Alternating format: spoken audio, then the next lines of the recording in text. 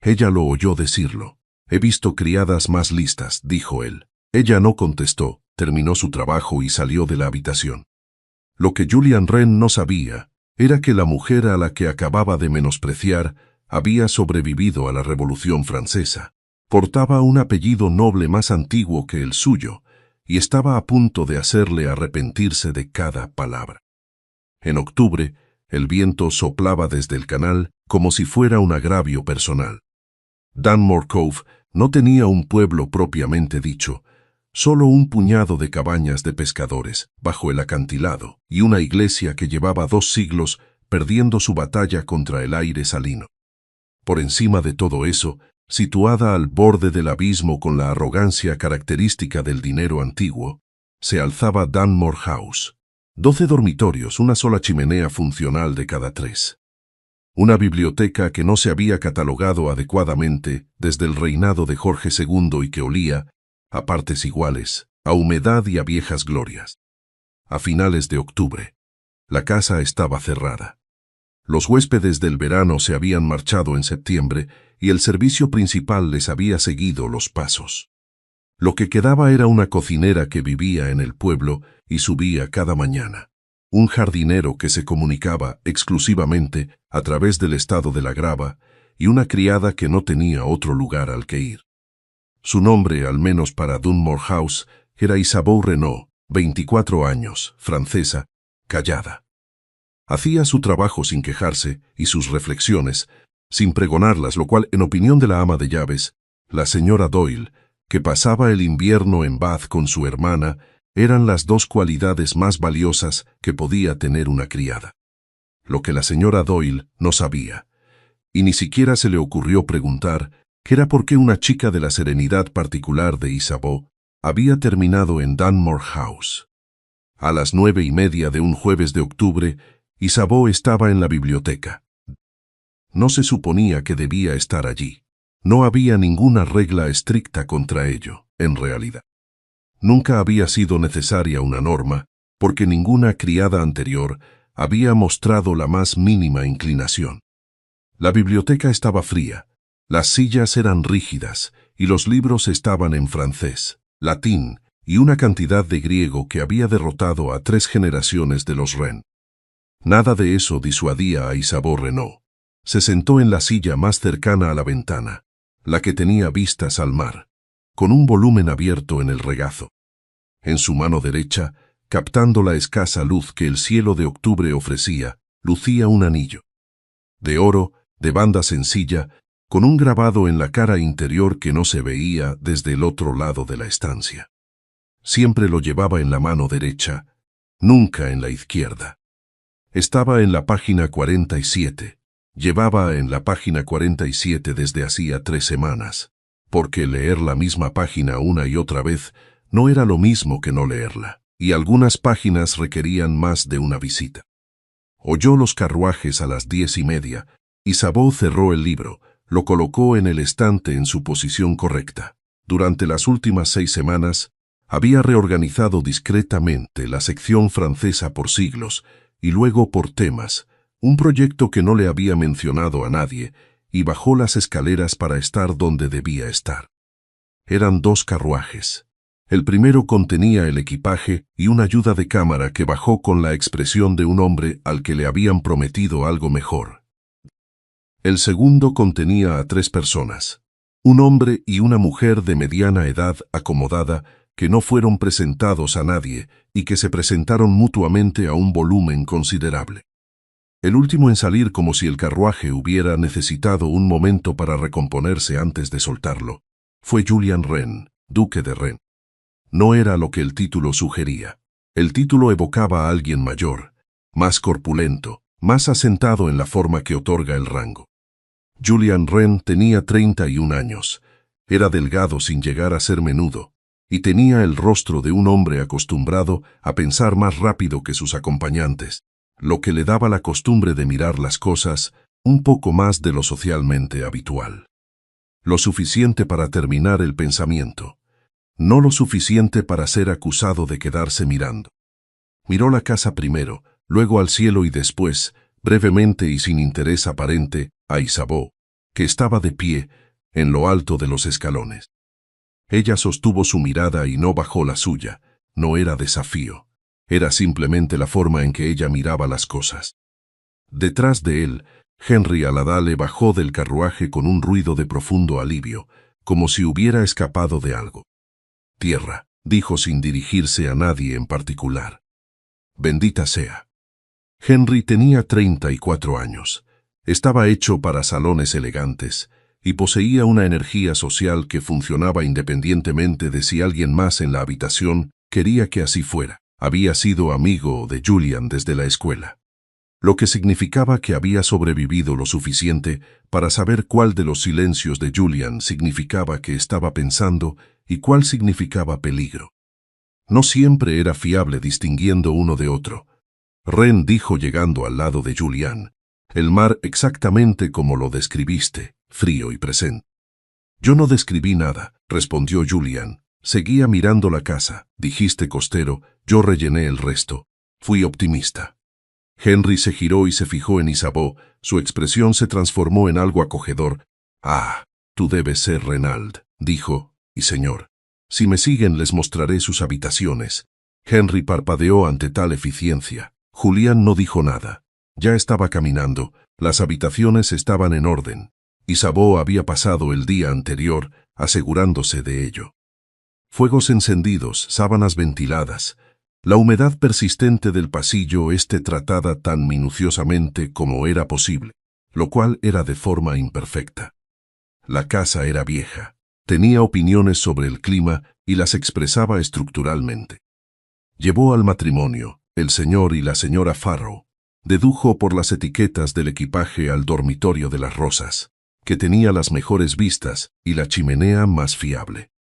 Llevó a Henry a la habitación azul, que tenía vistas tolerables y una chimenea que funcionaba si no la asustabas. Llevó a Julian Wren a la suite principal, que ella ya sabía que le asignaría, y no se detuvo más de la cuenta. «El fuego», dijo él, y ella se giró. «¿Su gracia?» «Debería estar más alto». El fuego era adecuado, sería más que adecuado en 20 minutos. Ella cruzó la habitación, se arrodilló y lo ajustó sin hacer comentarios. Era consciente de que él estaba de pie detrás de ella. Del mismo modo que uno es consciente del clima. No amenazante, simplemente presente y significativo. Se levantó. ¿Desea algo más, su gracia? Él estaba mirando la repisa de la chimenea.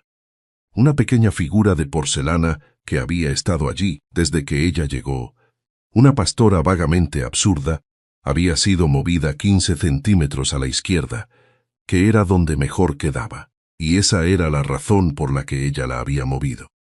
Él la miraba con la expresión de un hombre que ha notado algo y aún no está seguro de qué hacer con ese descubrimiento. «No», dijo sin darse la vuelta. Ella se marchó. La cena de esa noche fue de 4 personas en una mesa construida para 14, que era el tipo de geometría social que hacía a Henry visiblemente infeliz. Él compensó hablando lo suficiente por los 10 ausentes. Isabeau sirvió. Esa era la realidad del personal reducido en Dunmore Cove en octubre.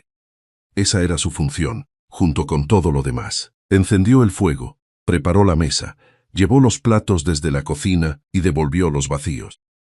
Mantuvo los ojos en la tarea y su expresión en la nada absoluta. Los Farrow estaban discutiendo el compromiso de un primo. Henry discutía las implicaciones del compromiso para la temporada de otra persona. Julian comía con la atención centrada de un hombre que había decidido que la comida era lo más interesante disponible. «Y Clarissa estará fuera de sí», decía la señora Farrow, «porque todo el mundo sabe que tenía esperanzas en esa dirección». «Y ahora Clarissa tiene esperanzas en todas las direcciones», dijo Henry. «Es meteorológicamente optimista, Henry», dijo Julian sin levantar la vista. «Lo dije como un cumplido. Sé lo que quisiste decir». Isabeau puso el siguiente plato. La fuente de servir pesaba más de lo esperado. Un error de cálculo por su parte, y la colocación quedó 1 centímetro más a la izquierda de lo que debía, lo que significaba que la presentación estaba ligeramente desalineada, algo que no debería importar y, sin embargo, importaba. Julian lo miró, luego a ella. Ella corrigió la posición y dio un paso atrás. Wren, dijo Henry, ¿tiene este lugar una bodega decente o vamos a sufrir? La bodega es adecuada. Tu umbral de adecuación sigue asombrándome. Henry se reclinó. Lo que quiero, lo que requiero, es algo que no se sepa a que el mar se ha metido dentro. Todo en Dunmore sabe amar. Eso no es una defensa, es un diagnóstico. Julian casi sonrió. Isabeau lo vio porque estaba allí y no era ciega. Y tomó nota de ello de la misma manera que uno anota cosas que se archivan bajo inesperado y se dejan allí. La organización de la casa, dijo Henry, haciendo un gesto vago hacia la mesa, parece una responsabilidad un poco excesiva para una sola persona. No se quedó el resto del personal. Octubre, dijo Julian. Sí, sé que es octubre, estaba en el carruaje que nos trajo aquí. El personal no pasa el invierno aquí. La señora Doyle se va a Bath y el resto la sigue. Henry miró a Isabeau con la curiosidad leve y sencilla de un hombre que no tiene intención de hacer daño. ¿Y tú te quedaste? Sí, señor, dijo Isabeau. Valientemente hecho, lo dijo simplemente, como si fuera obvio. Yo me habría ido a Bath con la señora Doyle. Henry, dijo Julian, el vino. Henry se calló. Julian extendió la mano hacia su copa. Aunque, dijo Henry, sin calmarse del todo, creo que podríamos haber traído más personal o haber avisado al que tenemos de que traeríamos refuerzos. ¿Cuánto tiempo le dieron para prepararse? Señorita Reynolds, ¿era así? 2 días, señor. Henry miró la mesa, los cubiertos perfectamente colocados. Los 3 platos llegaron sin contratiempos, y el fuego detrás de ellos ardía con la intensidad justa. Miró a Julian. Julian estaba mirando su vino. 2 días, repitió Henry. Wren, he visto mejores preparativos en fincas con un personal de 20 personas. Julian dejó su copa. Su tono era tranquilo, sin prisas. El tono de un hombre que hace una observación leve y sin importancia. He visto mejores criadas. Isabeau estaba en el aparador.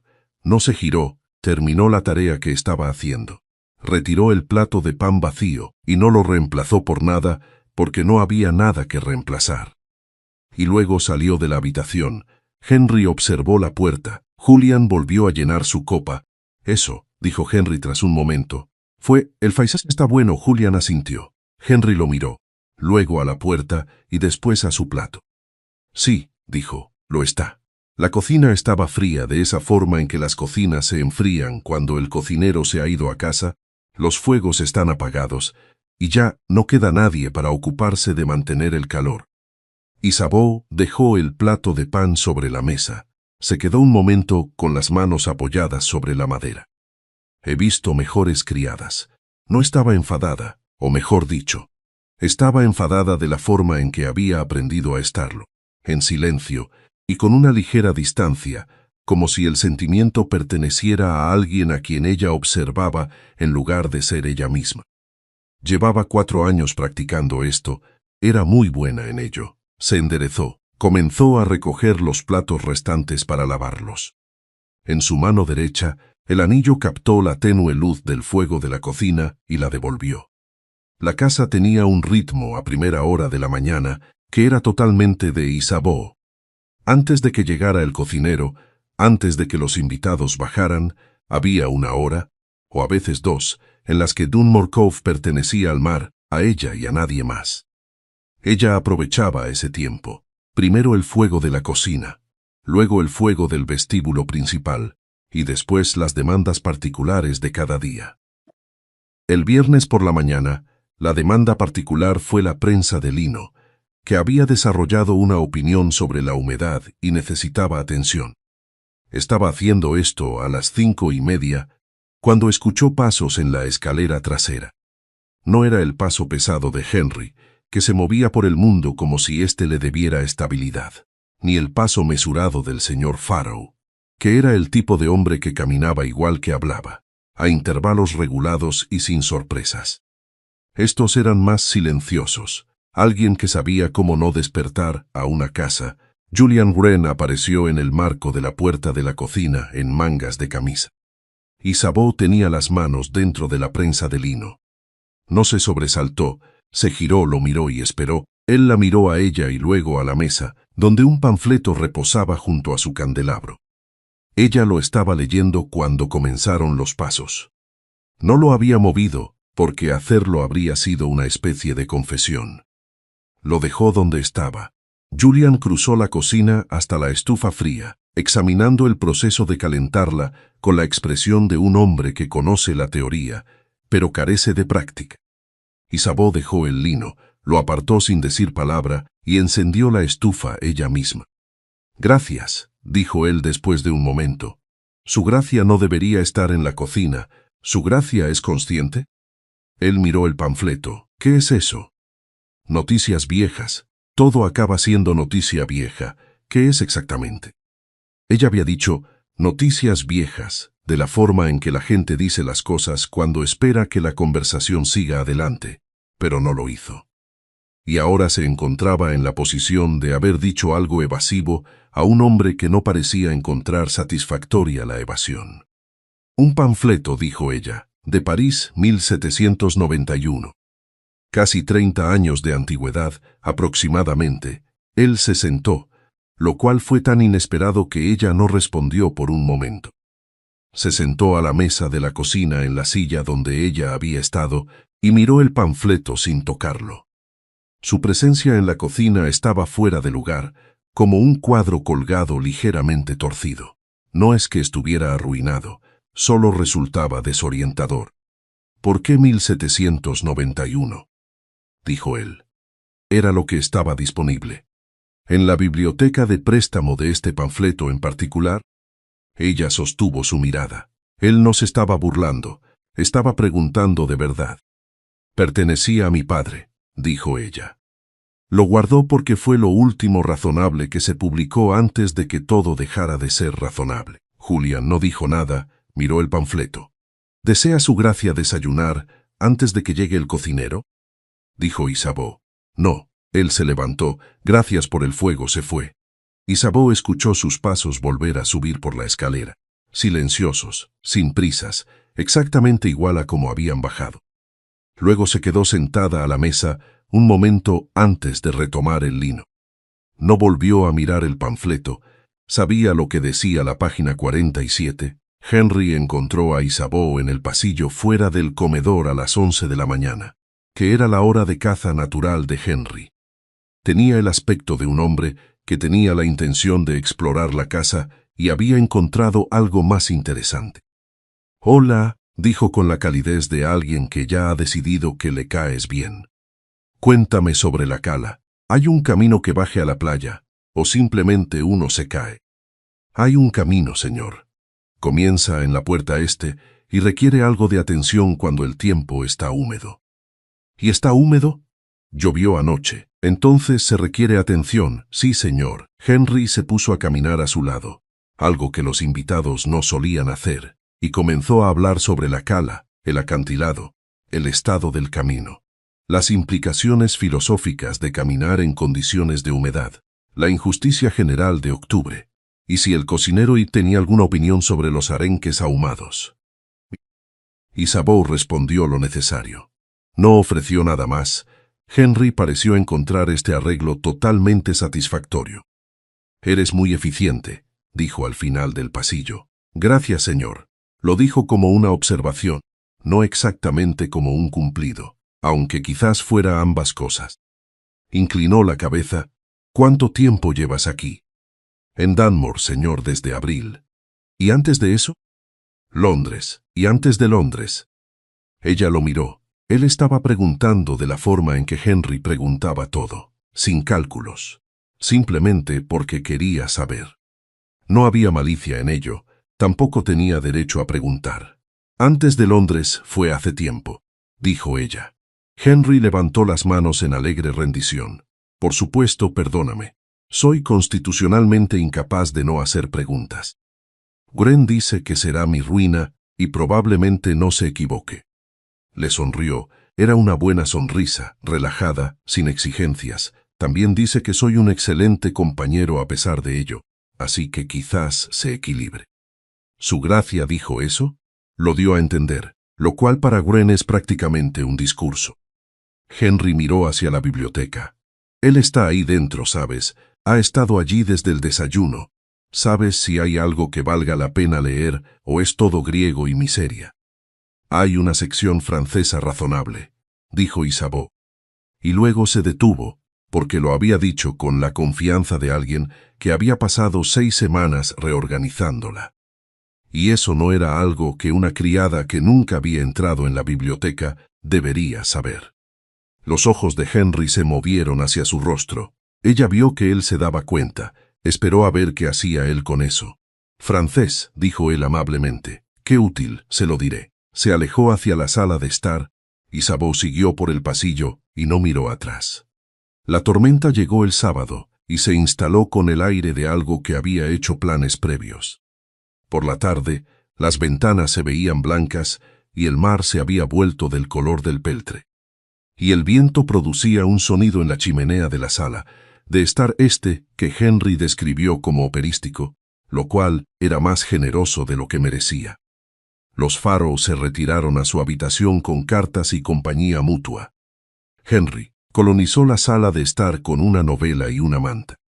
Julian fue a la biblioteca, y Isabeau fue a la biblioteca para encender el fuego.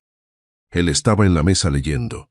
Ella entró, fue al hogar y comenzó el trabajo. Las cenizas viejas fuera, la leña nueva colocada correctamente, el carbón en el orden adecuado.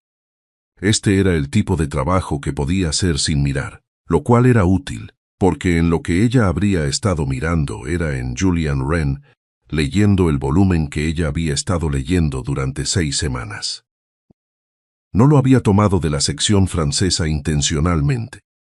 No podría haberlo hecho. Ella había reorganizado la sección francesa en silencio. Y la reorganización tenía sentido si eras francés y tenías opiniones sobre el siglo XVII. Y no tenía ningún sentido si eras un duque inglés eligiendo algo al azar. Él lo había tomado, porque estaba en la mesa, junto a la ventana. Ella lo había dejado en la mesa junto a la ventana porque no esperaba que nadie estuviera en la biblioteca. Él estaba en la página 12. Ella encendió el fuego, se puso de pie y comenzó a retirarse. Reynolds ella se detuvo, su gracia. Él no había levantado la vista del libro. El fuego tirará en un momento. El conducto está frío. Él pasó una página. Ella esperó. El fuego comenzó a arder tenuemente. En su mano derecha, el anillo captó la nueva luz. Esto es bueno, dijo él sobre el libro. Ella no dijo nada. Entonces él levantó la vista y miró su mano y el anillo, y luego su rostro. La mirada duró medio segundo. ¿Desea algo más, su gracia? No, dijo él. Gracias. Ella se fue detrás de ella, escuchó pasar una página. La carta llegó el domingo, traída por un jinete que parecía haber discutido con el clima durante todo el camino desde Londres y haber perdido. Isabeau se la llevó a Julian a la biblioteca. Él miró el sello y algo en su rostro que no estaba exactamente relajado, pero sí en calma. Se cerró, la leyó de pie, la dobló, la guardó en su abrigo. Durante el resto del domingo, su presencia tuvo una calidad distinta. No era antipático, no más específicamente antipático que su actitud habitual, que era más precisa que cálida, pero estaba como aplanado, como si se hubiera reducido a lo mínimo indispensable. En la cena, fue cortante con Henry 2 veces y con los Farrow nada en absoluto, lo que significaba que estaba actuando. Henry, que entendía la situación, le siguió el juego. Hablador, poco exigente, llenando los silencios con suficiente ruido como para que nadie tuviera que habitarlos.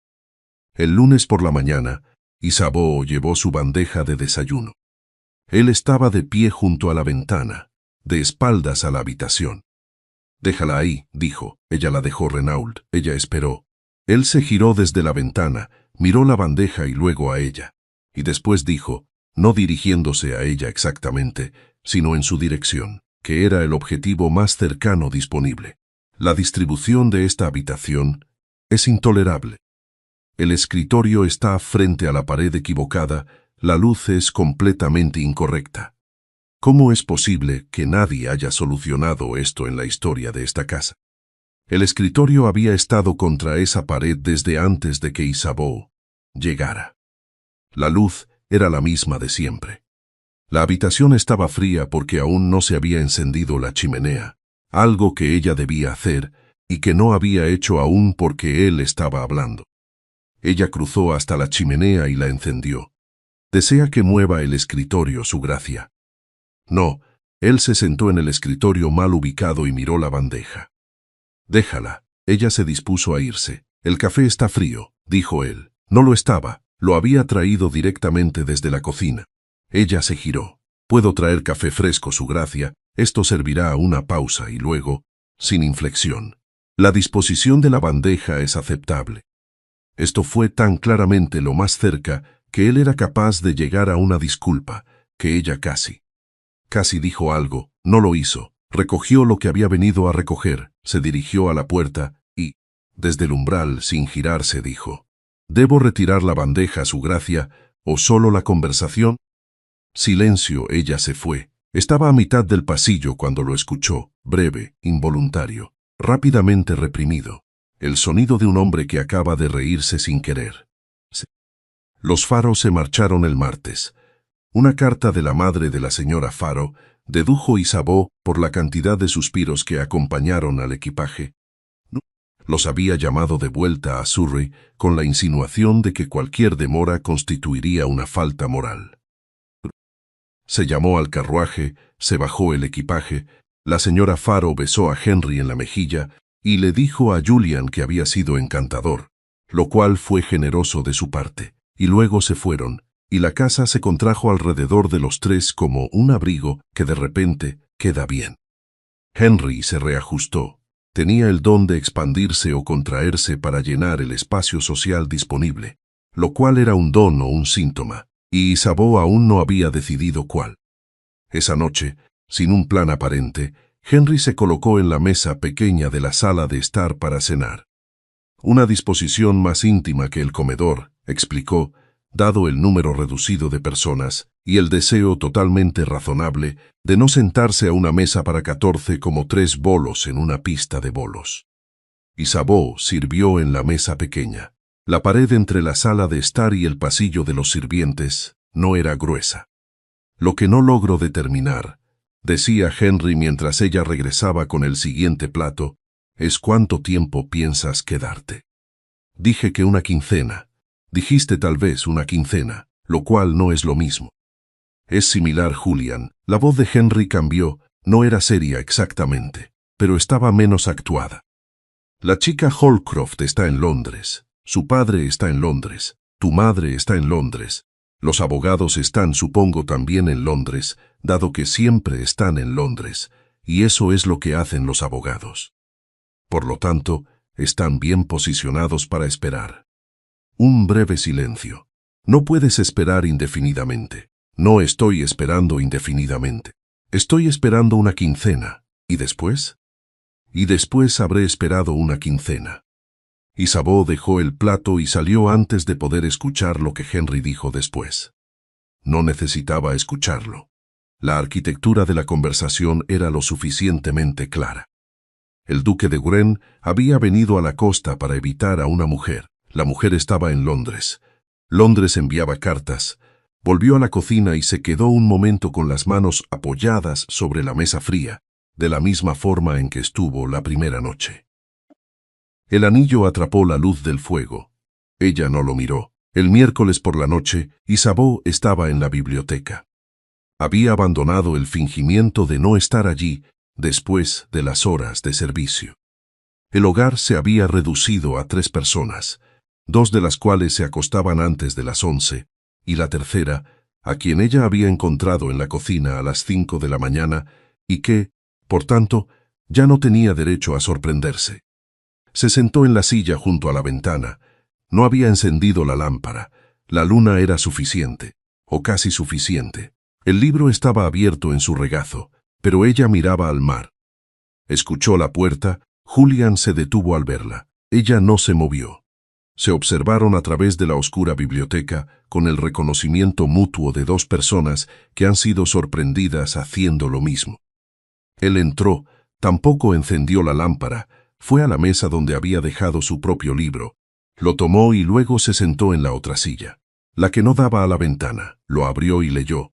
lo cual era la cosa más extraordinaria que cualquiera de los dos había hecho en presencia del otro hasta ahora. Después de unos minutos, Isabeau volvió a mirar al mar. —¿Cuánto tiempo? —dijo Julian sin levantar la vista de su página. —¿Llevas en Inglaterra? —4 años, Su Gracia. —¿Dónde estabas antes de Inglaterra? —Francia. Ella hizo una pausa. Antes de que se convirtiera en un país diferente, él se quedó quieto. Ella pudo verlo desde el rabillo del ojo, esa ligera cesación de movimiento que no es exactamente detenerse, pero que se le acerca bastante. Él reconoció lo que eso significaba. Ella vio que él lo reconocía. Él pasó una página. ¿En qué parte de Francia? En Burdeos, últimamente. Antes de eso, París. ¿Y tu familia? La pregunta aterrizó en la habitación con el peso particular de una pregunta que no puede ser retirada. Él pareció saberlo porque levantó la vista. Ella dijo: «Ya no queda familia, Su Gracia». Él mantuvo su mirada un momento y luego volvió a mirar su libro. No ofreció condolencias. Ella estuvo agradecida. Las condolencias, en su experiencia, que eran algo que los ingleses ofrecían cuando querían que la conversación se sintiera terminada sin tener que continuarla. Leyeron en silencio durante otros 20 minutos. El mar se movía fuera de la ventana. El fuego se redujo a brasas. Isabeau cerró su libro. «Buenas noches, Su Gracia, buenas noches, Reynold». Ella estaba en la puerta cuando él dijo: «La sección francesa». Ella se detuvo. «Ha sido reorganizada», dijo él, «por siglo y luego por tema dentro de cada siglo». Una pausa. «Sí», dijo ella, «la filosofía política del siglo XVII está archivada junto a los textos devocionales del mismo período. Es una decisión curatorial interesante. Están en conversación la una con la otra», dijo ella. Pareció apropiado archivarlas de esa manera. Ella lo escuchó considerar esto. «Sí», dijo finalmente, «lo parece». Ella se fue, desayuno del jueves. Henry había decidido algo en algún momento de la noche. Isabel pudo notarlo porque él estaba controlando su expresión, algo que Henry no solía tener que hacer y en lo que no era muy bueno. Untó su tostada, miró hacia la ventana, miró a Julian, miró a Isabel, que estaba rellenando su taza de café. «La situación en Francia», dijo, sin dirigirse a nadie en particular, «es extraordinaria si lo piensas bien. Toda una clase social simplemente desapareció de una década a la siguiente». Sacudió la cabeza. Estaba preparando el terreno para algo. Isabel podía ver la arquitectura de su discurso. Henry aceleraba hacia un punto sin prestar atención al terreno. «Se dice», continuó, «que muchas de las familias emigradas estaban en una situación». «Bueno, es decir, no lo estaban. Hubo situaciones de una dificultad considerable, Henry», dijo Julian. Henry se detuvo. Había estado a punto de decir algo sobre las familias emigradas que no era ni cruel ni falso, y que además no era asunto suyo ni su historia. Se detuvo porque Julian dijo su nombre con el peso exacto que significaba basta. Y Henry por una vez lo entendió. Miró su tostada. «Buen café esta mañana», dijo. «Sí», respondió Julian. Isabel le rellenó la taza de Julian. Ella no lo miró a él. Él no la miró a ella. Pero la intervención había ocurrido, y ambos sabían que había ocurrido. Y el espacio entre ellos era diferente ahora, de una forma para la que ella aún no tenía palabras. Salió del comedor y se quedó en el pasillo durante exactamente 3 segundos, que fue todo lo que se permitió. Y luego se fue a ocuparse de las salas de la mañana. Esa noche, la carta de Londres llegó de nuevo. Isabel lo supo porque vio a Julian recogerla del correo de la tarde en el vestíbulo. Y vio lo que hizo su mano, un breve, casi imperceptible endurecimiento, antes de obligarse a sostenerla con naturalidad. Se fue al estudio, cerró la puerta. 1 hora más tarde, ella pasaba por el rellano de arriba cuando lo vio a través de la ventana. Él estaba abajo, en el jardín, parado al borde del camino del acantilado en la oscuridad, con las manos detrás de la espalda, mirando al mar. Al parecer, eso era lo que hacía el duque de Guren con la correspondencia que le desagradaba. La llevaba al borde de las cosas. La luna estaba alta. Ella pudo ver el destello pálido del anillo en su propia mano, donde la apoyaba en el marco de la ventana. Lo observó por un momento, algo que no se suponía que debía hacer y que no examinó demasiado de cerca. Y luego se alejó de la ventana antes de que él levantara la vista. Él levantó la vista, ella ya se había ido. El viernes por la mañana, Julian encontró a Henry en la sala de la mañana después del desayuno. «Me quedaré», dijo Julian, «otra quincena». Henry levantó la vista de su periódico, miró a Julian. Miró hacia la puerta en dirección a la cocina, desde donde se oía débilmente el sonido de las tareas matutinas. Volvió a mirar a Julian. «Otra quincena», dijo él. «Sí, los abogados esperarán, tu madre también esperará». Henry dejó el periódico con la cuidadosa parsimonia de un hombre que elige no decir varias cosas. Lo dobló, cogió su café, dio un sorbo, lo dejó sobre la mesa. «Bien», dijo. Julián lo miró. Henry mostró una expresión de completa neutralidad y la mantuvo. «Así que no tienes nada que decir», dijo Julián. «Tengo muchísimas cosas que decir», respondió Henry. «Me estoy conteniendo, lo cual espero que notes, porque me cuesta más de lo que imaginas». Julián no dijo nada. «Otra quincena», dijo Henry dirigiéndose a su periódico. «Extraordinario». Volvió a tomar el periódico. Julián salió de la habitación. Henry esperó hasta que los pasos desaparecieron y luego miró hacia la puerta del pasillo de la cocina y levantó su taza de café en un brindis privado e irónico por lo que fuera que estuviera ocurriendo en esa casa. «Así que, extraordinario», dijo de nuevo en voz baja para sí mismo, y esta vez lo dijo con un sentido totalmente diferente. Esa tarde, Isabeau cruzaba el jardín en la oscuridad cuando lo sintió. La cualidad específica de ser observada, no vigilada en el sentido amenazante, sino observada de la forma en que uno observa algo sobre lo que está reflexionando. No miró hacia las ventanas, terminó su encargo. El jardinero había dejado una puerta, sin echar el cerrojo y el viento hacía que se moviera. Ella lo cerró y regresó a la casa. Al cruzar la grava, miró rápidamente y sin intención hacia las ventanas del primer piso. Nada, solo el cristal oscuro reflejando la luna. Entró sobre ella en la ventana de la suite principal. Julian Wren estaba de pie a 1 metro del cristal en la oscuridad, y no se movió durante otros 10 minutos. En su mano derecha, mientras cruzaba el vestíbulo abajo, el anillo captó la luz de la lámpara de entrada y proyectó un breve arco dorado contra la pared. Él no lo vio, pero estaba ahí. El anillo no estaba donde se suponía que debía estar. Isabeau lo notó a las 7 de la mañana, que era cuando notaba todo: el fuego, la bandeja, el estado de la ropa blanca, el anillo. No estaba en su mano. Se quedó de pie en la cocina, con la estufa fría y la gris luz de octubre, y repasó toda la tarde anterior con la precisión sistemática de alguien que ha aprendido a no entrar en pánico porque el pánico es caro, y ella no había podido permitírselo desde hacía 4 años. El jardín, la puerta sin cerrar. Había estado tirando de ella con ambas manos contra el viento y el anillo estaba suelto. Siempre había estado un poco grande, ajustado para la mano de su madre y no para la suya, y el viento había sido considerable. Fue al jardín, encontró la puerta, buscó en la grava alrededor, se puso en cuclillas. Miró.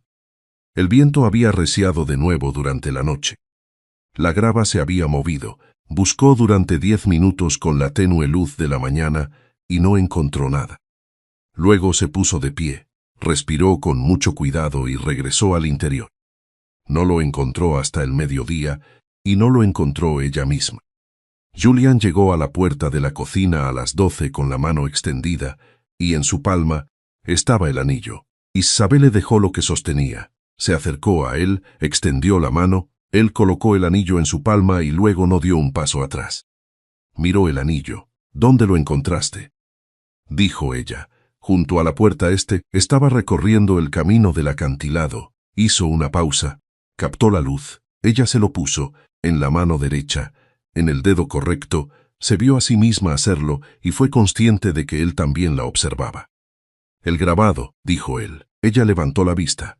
«Vi el grano, no lo leí. Pero vi que estaba ahí. Esto fue dicho como una información, no como una exigencia. Ella comprendió la distinción.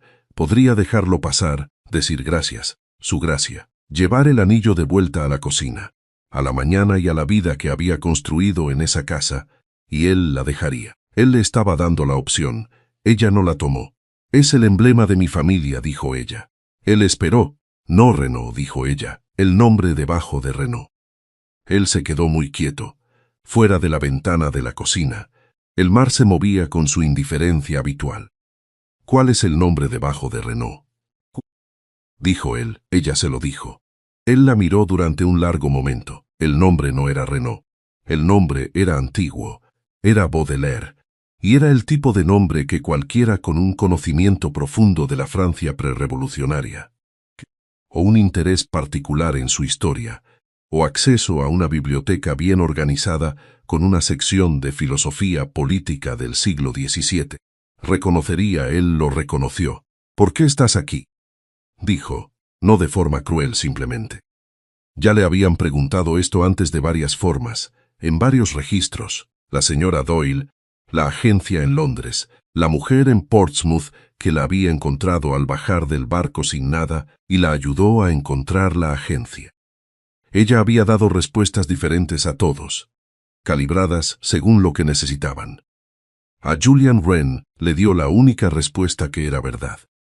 Porque Inglaterra era lo que quedaba, él no dijo nada. Ella esperó a que dijera algo sobre su posición, sobre la imposibilidad de que ella estuviera allí, en esa cocina, con ese nombre, ese anillo y 4 años de historia tragada, pero no lo hizo.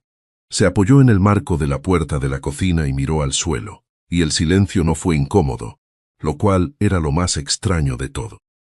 Mi madre murió en 1803, dijo ella. No tenía intención de decir más, pero dijo más. Mi padre en 1805, tenía 11 años cuando murió, me enviaron con unos parientes a Burdeos. Luego los parientes huyeron y yo huí con ellos. Y al final, la huida terminó en Portsmouth. Hizo una pausa. Tenía 20 años. Tenía el anillo, el panfleto y el nombre. Y en Inglaterra el nombre no significaba nada. Y descubrí que eso era, en cierto modo, útil. Él levantó la vista. Un nombre que no significa nada, dijo ella, te permite ser cualquiera. ¿Y a quién elegiste? Elegí esto. Ella señaló la cocina, la bandeja, el ordenado mundo doméstico de Dunmore Cove. Es tranquilo, es suficiente, ¿lo es? Ella sostuvo su mirada. Él preguntaba con sinceridad. Algunos días, dijo ella. Él asintió como si esa fuera una respuesta completa y satisfactoria. Luego se enderezó del marco de la puerta y dijo, Reynolds no es un mal nombre. Suena a algo que sobrevivió. Se fue, y Sabot se quedó de pie en la cocina por un momento. Su mano derecha se cerró alrededor del anillo y sintió algo que no había sentido de esta forma antes. No era exactamente esperanza. Era algo que tenía la forma de la esperanza sin el peligro de ser nombrado todavía. Abrió la mano. El anillo reposaba en su palma, dorado y sencillo, grabado con un nombre que alguna vez significó algo y que empezaba, de formas pequeñas e ilegibles, a significar algo de nuevo. Se lo puso y volvió al trabajo. Esa noche, Julian no fue al estudio. Él fue a la biblioteca. Y allí estaba ella cuando Isabeau entró a cubrir las brasas antes de irse a dormir. Sin levantar la vista de su libro, él dijo, siéntate. Ella no se sentó, cubrió el fuego. Me sentaré cuando termine con el fuego, respondió. Él esperó. Ella terminó. Entonces se sentó en su silla, la que estaba junto a la ventana, que al parecer se había vuelto suya tras una tácita negociación doméstica. La luna estaba alta, el mar se veía plateado. «Hábleme del matrimonio», dijo ella. Él levantó la vista de golpe. «Escuché suficiente de la conversación con el señor Alasdair», continuó ella. «No pido lo que ya me han dicho en parte, pido el resto». Él sostuvo su mirada, luego cerró el libro. «La familia Holcroft», dijo, «Sir Edmund Holcroft. Su hija tiene 22 años. Dicen que es culta y amable. Y su familia tiene un interés particular en los ingresos de ciertas propiedades mías vinculadas en el norte, que han disminuido a la par de los míos».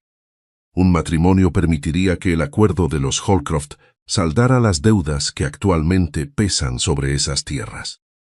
Es un arreglo práctico disfrazado de social, y usted se opone. Me opongo, dijo él, al método, no particularmente a la joven. Ella no ha hecho nada malo. Pero él la miraba fijamente. Vine aquí, añadió, porque Londres estaba lleno de gente diciéndome lo que le debo al título, que es mucho, y lo que me debo a mí mismo. Hizo una pausa, lo cual ellos no han calculado. Isabeau miró el fuego, mi padre, dijo ella. Creía que la obligación y el deseo eran la misma cosa en un hombre bueno.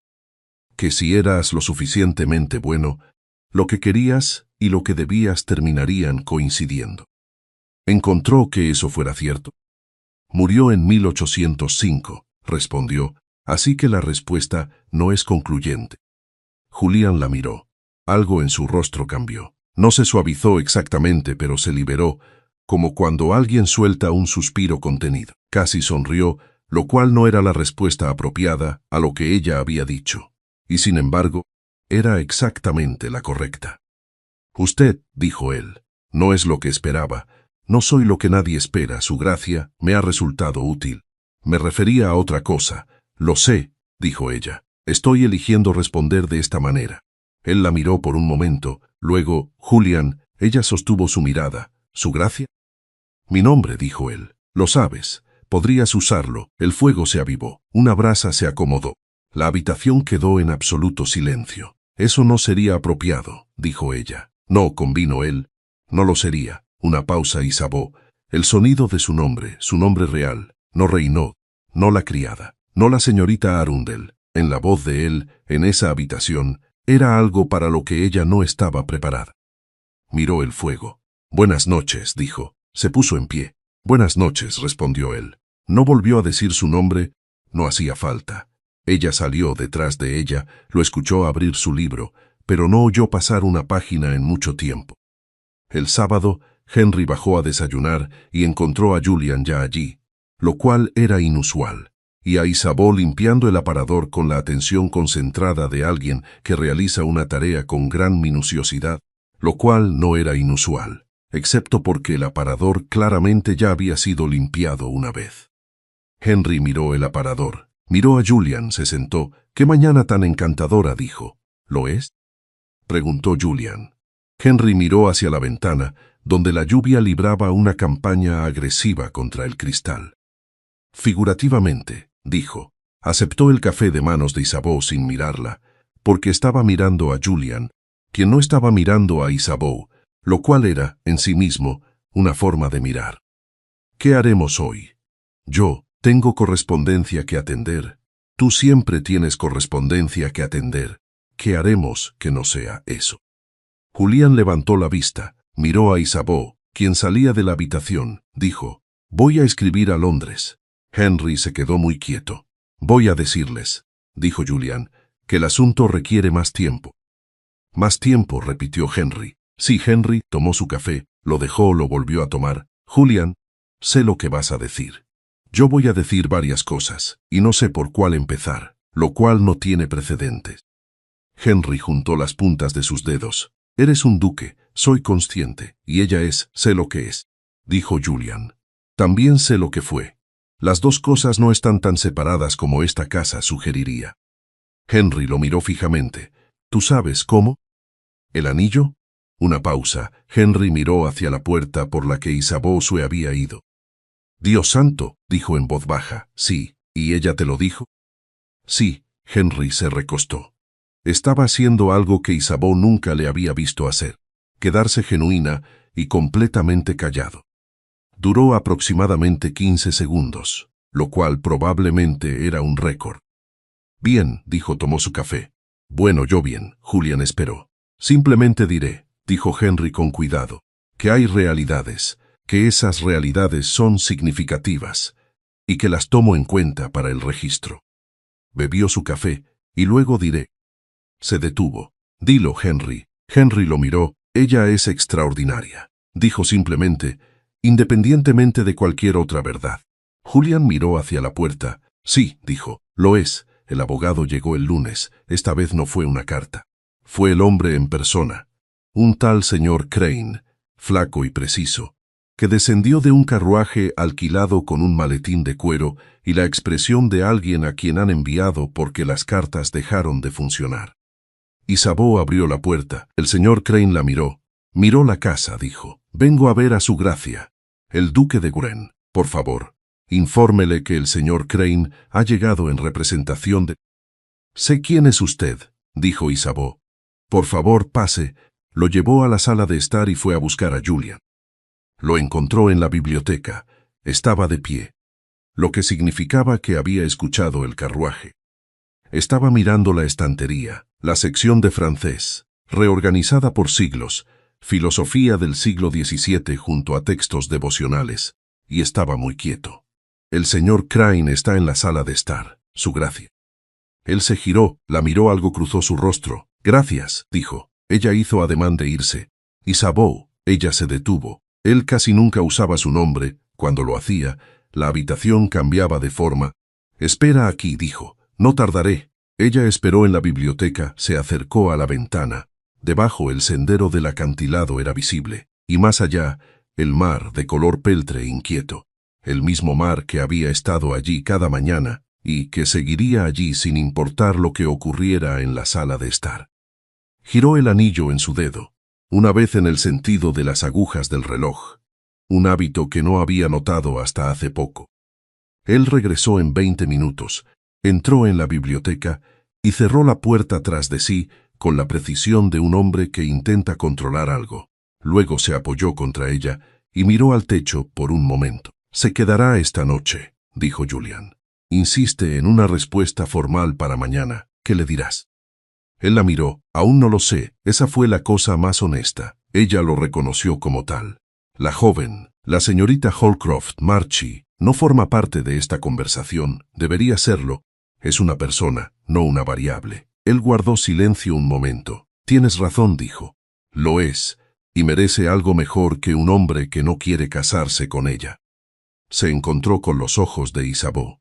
Eso es lo que le diré al señor Crane, que el arreglo Holcroft no es algo con lo que pueda proceder. Isabeau lo miró. Eso no. Se detuvo. ¿Entiendes lo que estás rechazando? Una presión considerable y una solución a mis complicaciones financieras. Sí, su gracia, Julian, dijo él. Te lo he pedido 2 veces. El fuego chasqueó. El viento empujó contra la ventana. Ella miró el mar, el sendero del acantilado y el anillo de oro pálido en su mano. Así que rechazas el matrimonio, dijo ella.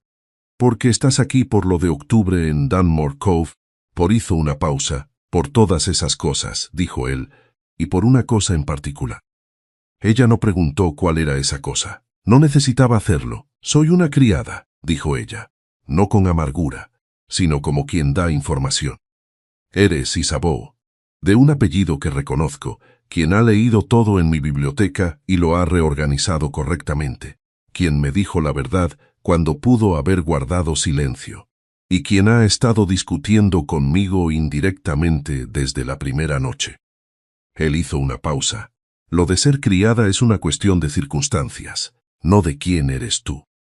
Ella lo miró fijamente. Inglaterra no lo verá de esa manera. Inglaterra, dijo él, no está en esta habitación en este momento. El momento se sostuvo en el aire. Ella giró el anillo en su dedo una vez en el sentido de las agujas del reloj. Él la observó hacerlo. Hablaré con el señor Crane, dijo él, el resto puede esperar. Se fue. Isabel permaneció en la ventana. Abajo, el camino del acantilado se perdía al borde del precipicio. El mar se movía, y la luz tenía ese dorado particular de las últimas horas de la tarde. Ella permaneció muy quieta, tratando de decidir qué era lo que sentía. Experimentaba algo que no se había permitido en 4 años. La aterradora posibilidad de que las cosas pudieran, de alguna forma aún innombrable, mejorar. Se alejó de la ventana y fue a atender las tareas del atardecer. Henry encontró a Julian en el estudio después de la cena. Cerró la puerta tras de sí, lo cual ya señalaba que ese Henry estaba actuando a un nivel de intensidad inusual. Muy bien, dijo Henry. Voy a hablar y tú vas a escuchar, y cuando termine podrás decir lo que quieras, pero me habrás escuchado. Julian lo miró. Ella no es lo que Inglaterra esperará, dijo Henry. No lo digo como una objeción, lo digo como un hecho que requiere estrategia, no sentimentalismo. Su nombre, el verdadero, significa algo para quienes conocen Francia, y los hay, pero ella ha sido Renaud durante 4 años, y Renaud no es nada, y ese es a la vez el problema y la solución, porque... Él se detuvo, recomenzó. Lo que intento decir es que esto es posible. No es fácil, no está exento de costo, pero es posible. Julian esperó. No te aconsejo en contra, dijo Henry. Quiero que eso quede claro, te aconsejo con los ojos abiertos. Una pausa además, su voz cambió, volviéndose sencilla por un momento. Ella te sienta bien. Julian lo miró. Sé cómo suena eso, dijo Henry. No lo digo en el sentido de salón de té. Quiero decir que ella es, cuando estás en la misma habitación que ella, eres menos. Hizo un gesto. Eres menos de lo que usas como armadura. Un largo silencio. Henry, dijo Julian. Gracias, no lo hagas, dijo Henry. Negaré toda esta conversación. Lo sé, la negaré por completo y sin dudarlo. Lo sé, Henry. Henry exhaló. Bien. Se alisó el abrigo. ¿Qué le dijiste a Crane? Que el arreglo con los Holcroft no puede seguir adelante. Henry asimiló esto. Él regresará a Londres mañana, sí, y Londres reaccionará en consecuencia. Tu madre también reaccionará en consecuencia. Julian lo miró. Me doy cuenta de que puedo soportarlo. Henry lo miró durante un largo momento. Luego asintió una vez, el asentimiento de un hombre que ha decidido algo y no va a dar marcha atrás. Muy bien, dijo. Bueno, se dirigió hacia la puerta. Hay una botella decente en la bodega. La encontré esta tarde. ¿Deberíamos? Sí, dijo Julian, deberíamos. El miércoles estuvo despejado por primera vez en una semana. La tormenta se había marchado a otra parte. El mar estaba, si no en calma, al menos civilizado, y el camino del acantilado se secó lo suficiente como para ser transitable por la tarde.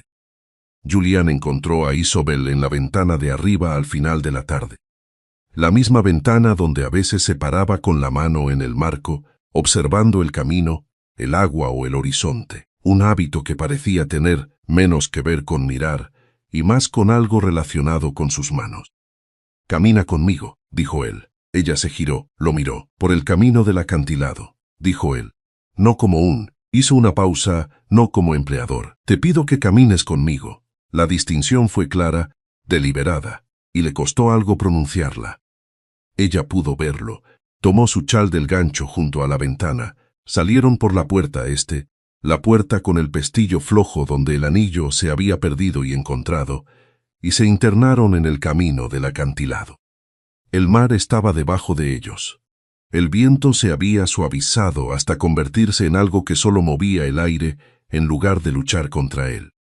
Caminaron durante unos minutos en silencio. Luego Julian dijo, la primera noche. Ella lo miró. Dije algo, dijo él. A Henry durante la cena, estabas en la habitación.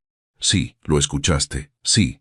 Él dejó de caminar, ella se detuvo medio paso después y se giró para enfrentarlo. Él miraba hacia el mar. Consideró la palabra con cuidado, descuidado con algo que no era mío como para ser descuidado. No te había mirado como debía entonces. Se giró para enfrentarla.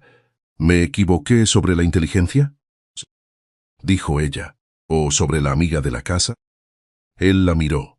La mirada duró un segundo completo también, con el mar moviéndose bajo ellos, y entonces algo en su rostro cedió.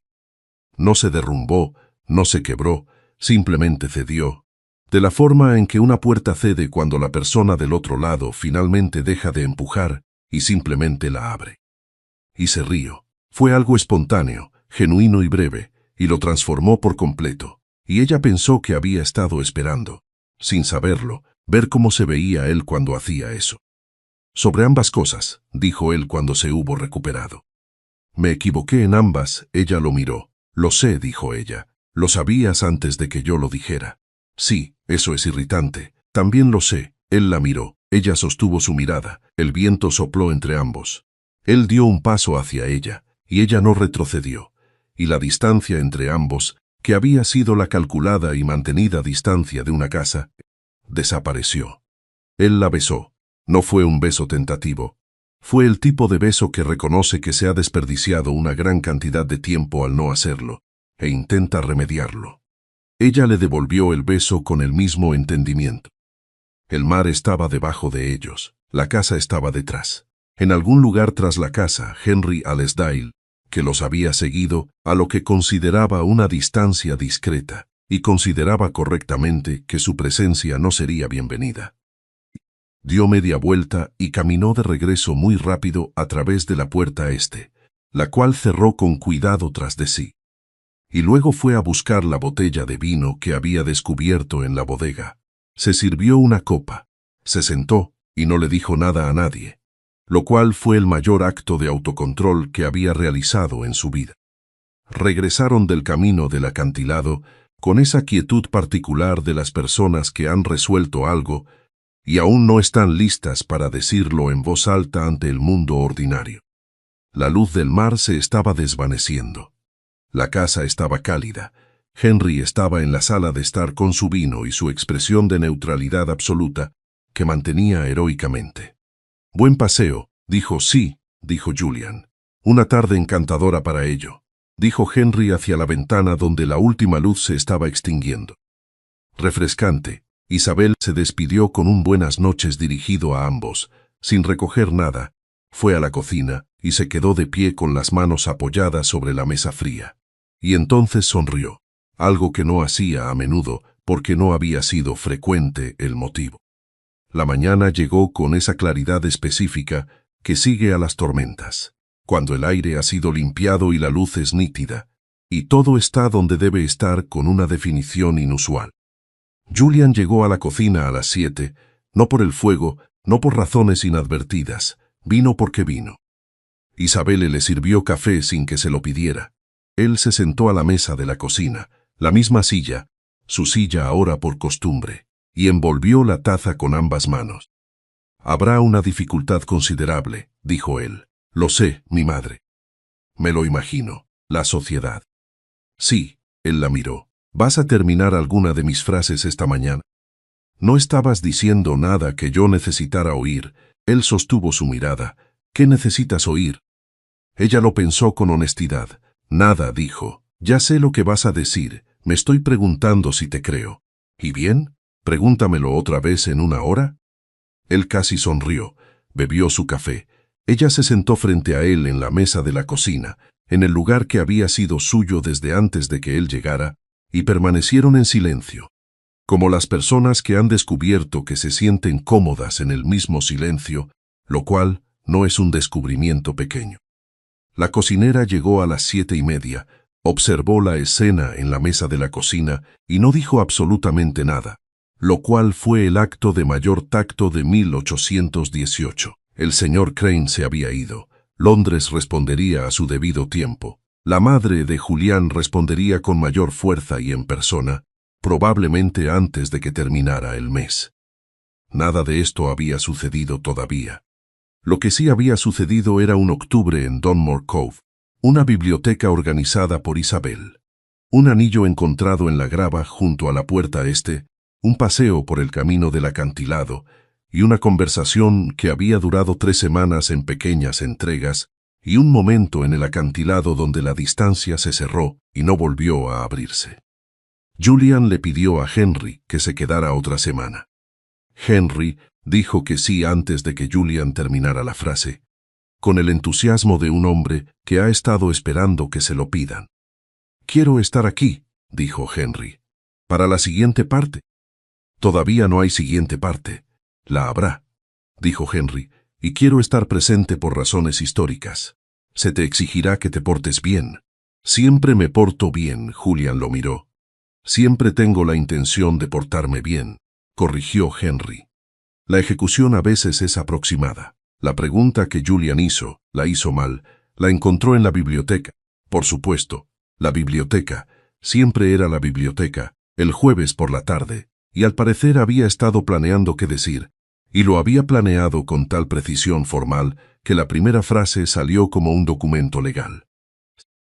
Se detuvo, Miró al techo, empezó de nuevo. El segundo intento fue demasiado simple, despojado de toda arquitectura, y de repente tan desnudo que dejó a ambos mirando al suelo. Volvió a detenerse, en el silencio, Isabeau dijo: «Julian». Él la miró. Ella lo observaba con la expresión que había usado desde el principio. Directa, clara, sin revelar nada, excepto que ahora él sabía lo que había detrás. Y lo que había detrás era una mujer que había sobrevivido a mucho, que había llegado a Dunmore Cove y se había quedado. «Sé lo que intentas decir», dijo ella. «No tienes que encontrar la forma correcta para expresarlo». «Quiero decirlo correctamente, entonces dilo simplemente». Él la miró. Dijo: «Quiero que te quedes. No en Dunmore, no como». Se detuvo. «Quiero que te quedes siendo tú misma, sea cual sea la forma que eso tome». Ella guardó silencio por un momento. «Eso no es una pregunta», dijo ella. «No», admitió él. «¿No lo es, T?» «Sí», dijo ella. Él cerró la boca. «Sí», repitió ella más sencillamente. Él cruzó la habitación, tomó su mano, la derecha, la mano con el anillo, y la sostuvo. Y entonces hizo algo que la sorprendió. Miró el anillo. «¿Puedo?», dijo. Ella entendió lo que estaba pidiendo. Se quedó quieta mientras él deslizaba el anillo de su mano derecha y, con plena conciencia de lo que hacía, lo colocaba cuidadosamente en la izquierda. Ella miró su propia mano, el anillo en el dedo izquierdo, la única vez que había estado allí. «Eso», dijo él en voz baja, «es donde debería estar». Ella levantó la vista hacia él. «Algún día», dijo ella, «lo volveré a colocar». «Lo sé», respondió él, «y yo pondré algo a su lado». Ella lo miró durante un largo momento. Entonces hizo algo que lo sorprendió. Puso su mano izquierda, con el anillo, sobre su rostro por un instante, de la misma forma en que uno toca algo verdadero. Él giró la cabeza y presionó sus labios contra la palma de ella. Henry lloró en la boda.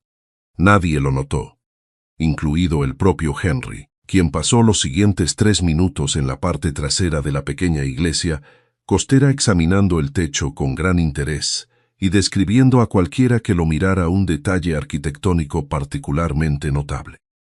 La iglesia estaba a 3,5 kilómetros de Dunmore Cove. Era pequeña, azotada por la sal y atendida por el vicario, la cocinera, el encargado del terreno y Henry. Julian había obtenido una licencia especial de Londres en los 15 días transcurridos entre la propuesta y la ceremonia. La oficina del arzobispo actuó con una eficiencia sorprendente cuando un duque ejercía la suficiente gravedad en su petición. Sin bandas musicales, sin anuncios previos, nadie a quien debiera llegarle la noticia antes de que ocurriera. Londres recibiría el anuncio después.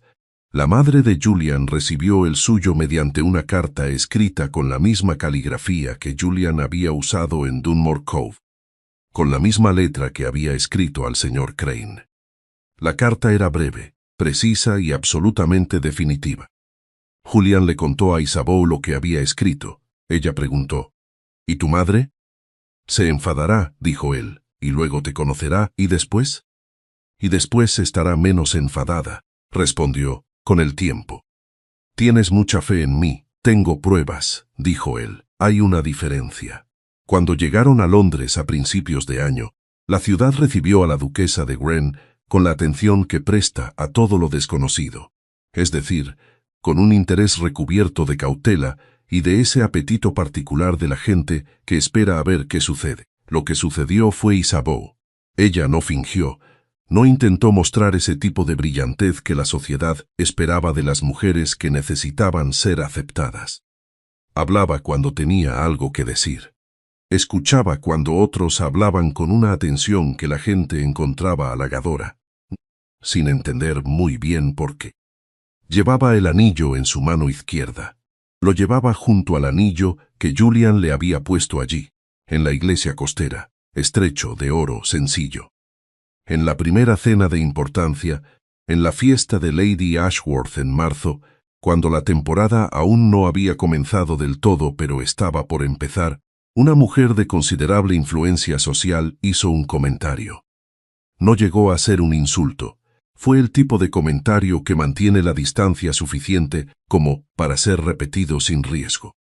Sobre acentos, sobre orígenes, Julian, sin levantar la vista de su plato, dijo 3 frases. Isabeau nunca supo exactamente cuáles fueron esas 3 frases. Estaba al otro lado de la mesa, pero vio el efecto.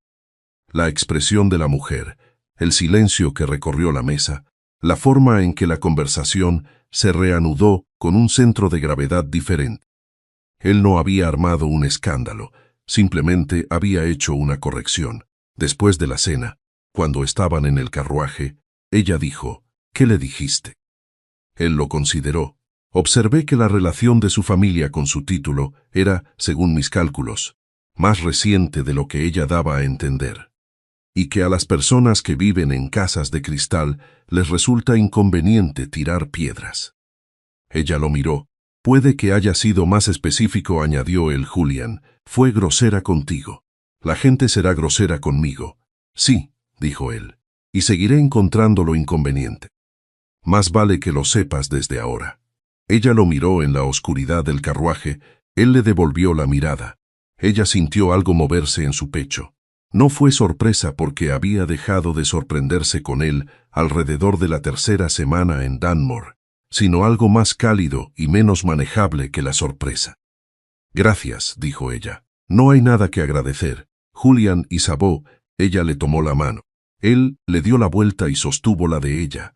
Permanecieron en silencio el resto del camino en carruaje, y fue el buen tipo de silencio, aquel cuya existencia ella no conocía hasta que hubo una cocina a las 5 de la mañana y un hombre que se sentó sin que nadie se lo pidiera. El primer hijo llegó en noviembre de 1819. Una niña, Julian, estaba en el umbral de la habitación de la bebé a la mañana siguiente, de pie exactamente donde Isabeau solía estar. Notó ella, con la misma cualidad particular de quietud. Ella lo observó comprender esto. Vio el momento en que se dio cuenta. Estás en el umbral, dijo ella. Así es. Es tu casa, soy consciente de ello. Ella extendió la mano. Él entró. Se quedó al lado de la cuna y miró a la niña con la expresión de un hombre que se encuentra con algo para lo que no tiene marco de referencia previo. Metió la mano y puso un dedo en la palma de la niña, y la mano del bebé se cerró alrededor de él con la certeza automática de los recién llegados.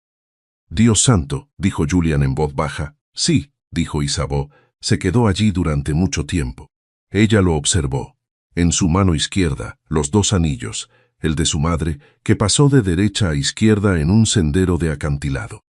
El suyo, entregado en una iglesia azotada por la sal, captó la luz de la mañana. La llamaron Marguerite. El segundo hijo llegó en 1821. Un niño que llegó con un aire de considerable importancia personal, que Henry dijo que era totalmente el temperamento Wren, y Julian dijo que ya era influencia de Henry, de alguna manera desde fuera del vientre. Thomas era ruidoso, decidido y se reía con facilidad, lo cual no se parecía en nada a Julian y, en cierto modo, a lo que Julian se estaba convirtiendo gradualmente. A la manera de las personas a las que se les permite ser ellas mismas con el paso del tiempo. El tercero llegó en 1824, otra niña. Fue tranquila desde el principio, observadora precisa, con la costumbre de su madre de mirar las cosas un poco más de tiempo de lo que era socialmente habitual. La llamaron Celeste. Henry fue su padrino. Aceptó este encargo con una emoción que describió como satisfacción práctica y que se manifestó como una década de regalos, historias y ocasionales consejos terribles que Celeste absorbía y archivaba con la misma compostura que aportaba a todo. En los veranos, regresaban a Dunmore Cove. Fue idea de Julian la primera vez, la segunda fue de los niños. Después de eso fue simplemente lo que hacían, de la forma en que las familias hacen cosas que se han convertido en su propia forma de ser. La casa no estaba fría en julio, las chimeneas funcionaban, o la mayoría de ellas. El sendero del acantilado estaba seco. El mar era a veces de un color distinto al peltre, y la biblioteca, reorganizada por siglo y tema en la sección francesa, un proyecto que nunca se había deshecho. Estaba llena en las tardes lluviosas con niños a quienes les habían dicho que podían leer cualquier cosa, incluido el francés, incluida la filosofía política. Marguerite leía de todo. Thomas leía los de batallas. Celeste, a los 6 años en el verano de 1830, seleccionó un volumen de la sección devocional del siglo XVII y se sentó con él en la silla junto a la ventana. No parecía leerlo tanto como comulgar con él, lo cual era un rasgo que Isabeau reconoció. «Está en la misma página», dijo Julian, apareciendo al hombro de Isabeau. Estaban en el umbral. La biblioteca estaba cálida, los niños dispuestos en sus diversas actitudes de lectura. «Carta», dijo Isabeau. «Así es, no dije lo contrario». Ella se reclinó ligeramente hacia atrás. Él puso su mano en el hombro de ella, y permanecieron juntos en el umbral observando. En la última noche de aquel verano, Isabeau estaba junto a la ventana de arriba, la que tenía vistas al sendero del acantilado y al mar, la misma ventana donde había estado de pie en octubre de 1818, antes de que Julian llegara, sin nada en la casa más que ella misma y el sonido del viento, la misma ventana en la que había estado de pie la noche de la segunda carta de Londres, observándolo en el camino de abajo. El mar era el mismo mar, siempre era el mismo mar. «Estás en la ventana», dijo Julian detrás de ella. Vieja costumbre, Mejotamau se acercó a su lado. Abajo, el sendero del acantilado estaba iluminado por la larga tarde de julio. Henry estaba en algún lugar, visible como una figura distante, después de haber anunciado tras la cena que requería de una soledad restauradora y haber partido con el aire de un hombre que probablemente volvería en 20 minutos y requeriría audiencia. «¿Qué estás buscando?», dijo Julian. Ella lo consideró. Era la pregunta que nunca había terminado de responder. Ni en octubre, ni en el sendero del acantilado, ni en la cocina a primera hora de la mañana. ¿Qué busca alguien cuando se para ante una ventana y observa el camino? «Nada ahora», dijo ella. «Estaba buscando», dijo ella, «durante mucho tiempo. No sabía qué exactamente, algo que tuviera la forma de estar en un lugar que contara, de ser reconocida». Él guardó silencio. «Ya no busco», dijo ella. Él tomó su mano izquierda, la sostuvo, con ambos anillos bajo su pulgar. Abajo, Henry se dio la vuelta y regresó por el camino hacia la casa, exactamente como se había predicho, al paso exacto de un hombre que ha recordado que la soledad es menos agradable que la compañía. «Duró 11 minutos», dijo Julian. «¿Contaste?» «Lo calculé». Ella sonrió. Él lo vio reflejado en el cristal. La ventana estaba lo suficientemente oscura ahora para devolverle su propia imagen.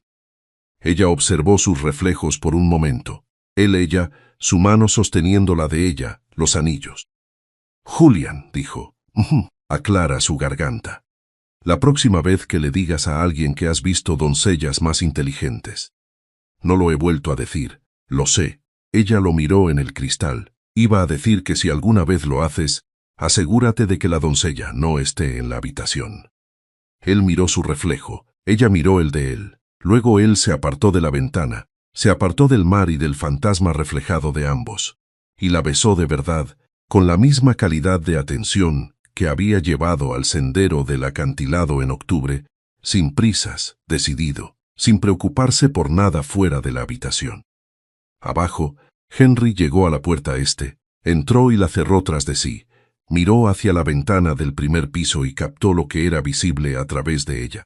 Y miró hacia otro lado con la absoluta discreción de un hombre que se ha negado a ver cosas durante 12 años y se ha vuelto muy experto en ello. Entró. Los niños ya estaban dormidos, la casa tranquila a su alrededor.